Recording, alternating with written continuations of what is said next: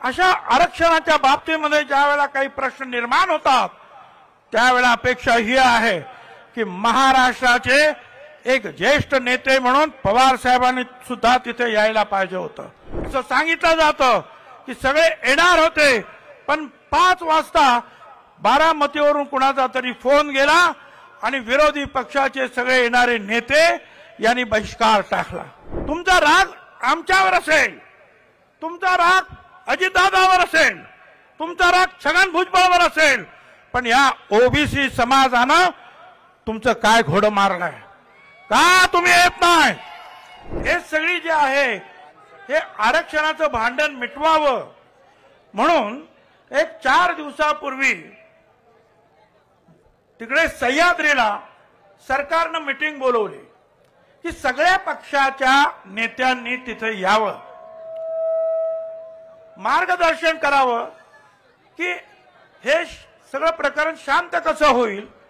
सगळ्यांना न्याय कसा मिळेल यासाठी आपण प्रयत्न केला पाहिजे। आता हे जेव्हा कळलं आम्ही तर जाणारच होतो, परंतु विरोधी पक्षाचे जे सगळे नेते आहेत त्यांनी सुद्धा येणं क्रमप्राप्त।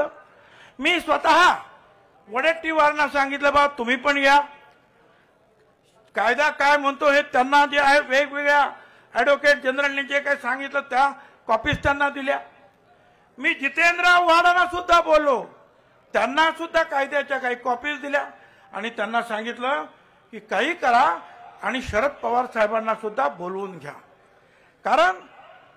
व्हीपी सिंगांनी जे आरक्षण दिलं त्या आरक्षणाची अंमलबजावणी पवार साहेबांनी केली म्हणून आम्ही आतापर्यंत पवार साहेबांचा जय जयकार केला, त्यांचे आभार सुद्धा मानले।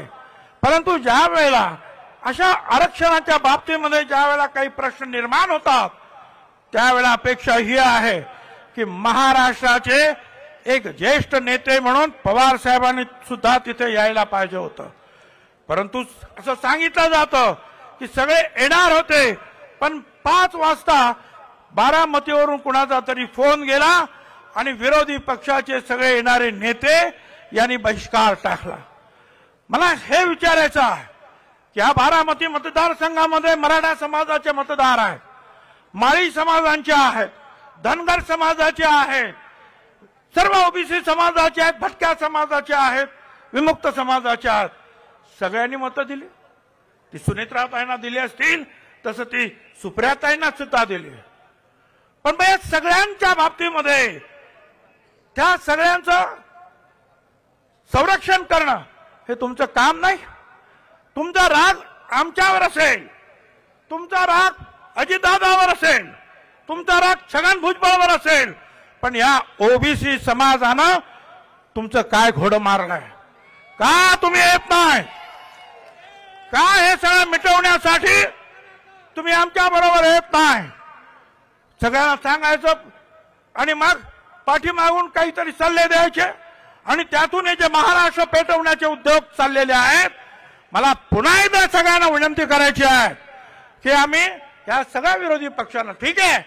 ज्या वेळा निवडणुका येतील त्यावेळी तुम्ही तुमची निवडणूक लढा, आम्ही आमची निवडणूक लढू, तुम्ही तुमचे झेंडे घ्या, आम्ही आमचे झेंडे घेऊ, तुमची भूमिका मांडा, आम्ही आमची भूमिका मांडू, पण या राज्यातले सामाजिक प्रश्न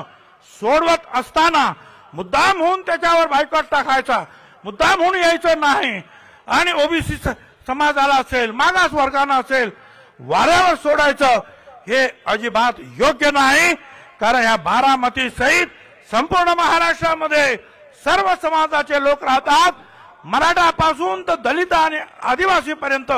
हे सगळे समाज तुमचे आहेत, हे सगळे समाज आमचे आहेत आणि म्हणून एकत्र येऊन हा प्रश्न सोडवण्यासाठी आपण प्रयत्न केला पाहिजे।